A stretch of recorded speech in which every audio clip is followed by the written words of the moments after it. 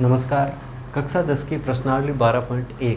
अब इससे पहले वीडियो में हमने पढ़ा था कक्षा 10 की प्रश्नावली 12वीं के जो वृत्तों से संबंधित क्षेत्रफल के जो भी सूत्र होते हैं और व्यास क्या होता है, त्रिज्या क्या होती है, चाप क्या होता है, जीवा क्या होती है, उनके सब के बारे में पढ़ा था। और त्रिज्यखंड और वृत्तखंड का क्षेत्रफल क्या होता है, त्रिज्यखंड वृत्तखंड होते क्या हैं, वो सारा इससे पहले वीडियो में पढ़ा था। अब प्रश्नावली 12.1 और उसका पहला क्वेश्चन। प्रश्न क्या है? प्रश्न ये है कि दो वृत्तों की त्रिज्याएं 19 सेंटीमीटर और 9 सेंटीमीटर हैं।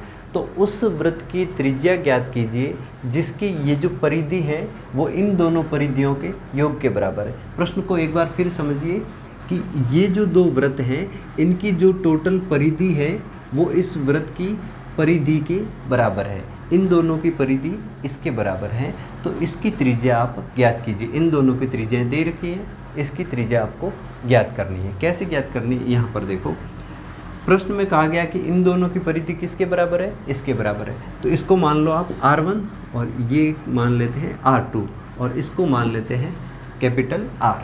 तो परिधि है, तो परिधि का सूत्र क्या होता है? 2πr1। यहाँ पर त्रिज्या R1 है तो R1 लिखेंगे, परिधि का सूत्र होता है 2πr। प्रश्न में ये है कि ये जो लंबाइयाँ हैं इन दोनों लंबाइयों को जोड़ते हैं तो किसके बराबर होती है? इसके बराबर, ठीक है। तो इसकी परिधि 2πr1 प्लस इसकी परिधि 2πr2 बराबर किसके बराबर होती है? 2πr के बराबर, ठीक है। तो अब यहाँ पर क्या करेंगे कि इन दोनों में कॉमन क्या है? यहाँ पर 2π इसमें भी है, 2π इसमें भी है, तो 2π को हम बाहर ले लें तो अंदर क्या बचेगा? यहाँ पर R1 प्लस यहाँ पर बचेगा R2 और यहाँ पर तो क्या है? 2πr है, ठीक है, 2πr। अब यहाँ पर भी 2π, यहाँ पर भी 2π, 2π से 2π कैंसिल। अब यहाँ पर क्या बचा? R1 प्लस R2 बराबर R। इसका मतलब अब R1 की जगह क्या रखना है हमें? 19 प्लस R2 की जगह 9 बराबर कितना होगा? 19 और 9 28। 19 और 9 कितना होता है? 28 सेंटीमीटर, ठीक है। ये किसके बराबर होगा? R। इस बड़े वृत्त की त्रिज्या कितनी होगी? 28 सेंटीमीटर। मतलब अगर आपको दिया गया है इन दोनों की परिधि इसके योग परिधि के बराबर है तो आप त्रिज्या ज्ञात करेंगे। तो त्रिज्या ज्ञात करने के लिए क्या करना पड़ेगा कि जो आपको दिया गया है, बताया गया है कि परिधि बराबर है, तो हमने परिधि बराबर कर दी। अब पाई से पाई काट दिया, पीछे बचा R1 प्लस R2, वो R के बराबर, मतलब इन दोनों की त्रिज्याओं को जोड़ेंगे तो इसकी त्रिज्या के बराबर हो जाएगी। तो ये तो था पहला क्वेश्चन। अब दूसरा क्वेश्चन भी इसी टाइप का है, ठीक है। उसमें परिधि की जगह आपको क्षेत्रफल दिया गया है, ठीक है। वो कैसे करेंगे? देखो, दूसरा प्रश्न है कि दो वृत्तों की त्रिज्याएं 8 सेंटीमीटर और 6 सेंटीमीटर हैं। 8 सेंटीमीटर और 6 सेंटीमीटर हैं।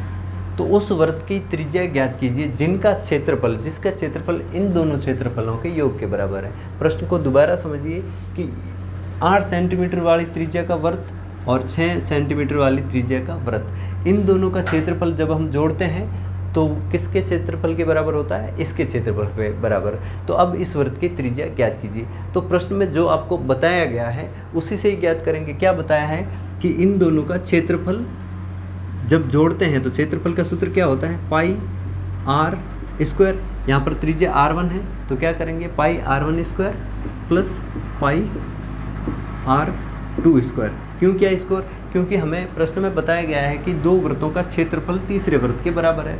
इन दो वृत्तों के क्षेत्रफलों का योग, तो क्षेत्रफलों का सूत्र क्या होता है? पाई R स्क्वायर। यहाँ पर त्रिज्या R1 R2 किसके बराबर है? इसके क्षेत्रफल के बराबर। तो इसका क्षेत्रफल क्या होगा? पाई R स्क्वायर कैपिटल R, क्योंकि त्रिज्या हमने ली है। तो अब आपको क्या करना है? इन दोनों में कॉमन क्या है? पाई यहाँ पर भी है, पाई यहाँ पर भी है। पाई को कॉमन ले लो, R1 square plus R2 square बराबर पाई R स्क्वायर, ठीक है। अब पाई से पाई कैंसिल, पीछे क्या बचा? R1 square plus R2 square. R1 square plus R2 square बराबर किसके बराबर है? R स्क्वायर के बराबर। अब देखो R1 और R2 का स्क्वायर करेंगे। R1 क्या है? 8 तो 8 का स्क्वायर प्लस R2 क्या है 6, तो 6 का स्क्वायर करेंगे, ठीक है। ये किसके बराबर होगा, R स्क्वायर के बराबर। अब यहाँ पर देखो 8 का स्क्वायर क्या होता है, ये R स्क्वायर के बराबर क्या होगा, R स्क्वायर के बराबर। अब 8 का वर्ग क्या होता है 64, और 6 का वर्ग क्या होता है 36, तो 64 प्लस 36। अब देखो R स्क्वायर बराबर क्या आया 64 और 36 को जोड़ते हैं तो क्या आता है 100, ठीक है। अब R स्क्वायर, लेकिन हमें तो R चाहिए, तो R चाहिए तो अब इसका स्क्वायर है, तो स्क्वायर हटाएंगे तो सामने वाली संख्या पर क्या लगेगा वर्गमूल, तो R बराबर क्या होगा √100। अब 100 का वर्गमूल क्या होता है 10,